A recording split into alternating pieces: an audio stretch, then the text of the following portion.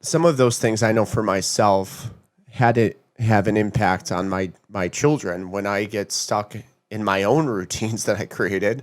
Because when I take stock and inventory of my life, most of the obligations I have are from things that I decided I wanted to do. But then those come at a cost not only to me of maybe not being fulfilled in those anymore, but to my children.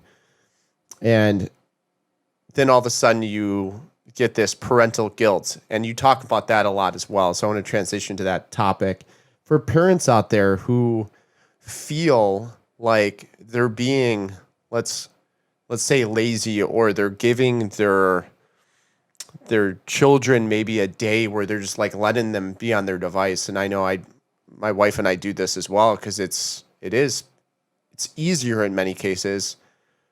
What advice do you have for parents to feel better about themselves during those times, and giving parents permission to be lazy? Because sometimes it's not only about yourself, but it's about your kids and how they're growing up. Yeah, so in developmental psych, we have this concept of the good enough parent. There have been a lot of different beliefs over the years about what a good parent is. You know, you had your like battle hymn of the tiger mother idea that you need to constantly be pushing your kid to be perfect at everything.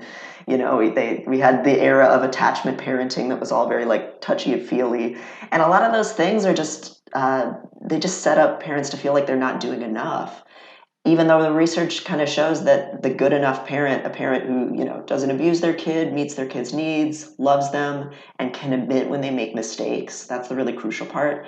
That's how you actually set your kid up to be a resilient, flexible person who can form relationships with other people and admit fault when they're adults too. So it's actually really healthy for your kids to see you not having all the answers. You know, you don't want to make them responsible for solving that, but just kind of having humility and saying, I'm tired, I'm having a hard day. Today we're just eating chicken nuggets out of the microwave, and that's okay, you know. That's realistic. That's what life is really like. So it's actually good to model those things. And when you take that pressure off, you're just able to be a more present, relaxed parent too, which is great.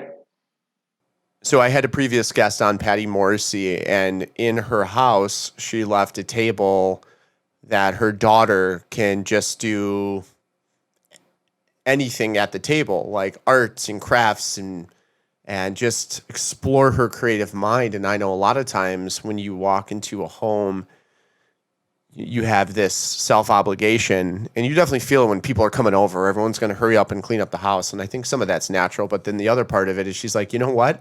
That is her space, and I love that idea in the sense that, like, it's this creative outlet, creative space. There's no rules over here, and I think that's just a good way to look at being a parent, and it being okay to what you said earlier. Like, hey, it's okay to feed your children chicken nuggets. If you're doing that 365 days a year, then maybe you're going to have a problem, or you will have a problem. But sometimes it is okay to give yourself permission for that.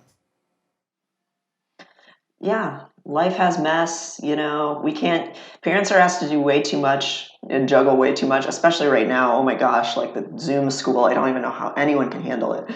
So, you know, we have to let out some of the seams a little bit so we have room to breathe. It's just too much, and it's actually healthy and good to model that for your kids, that like life isn't perfect.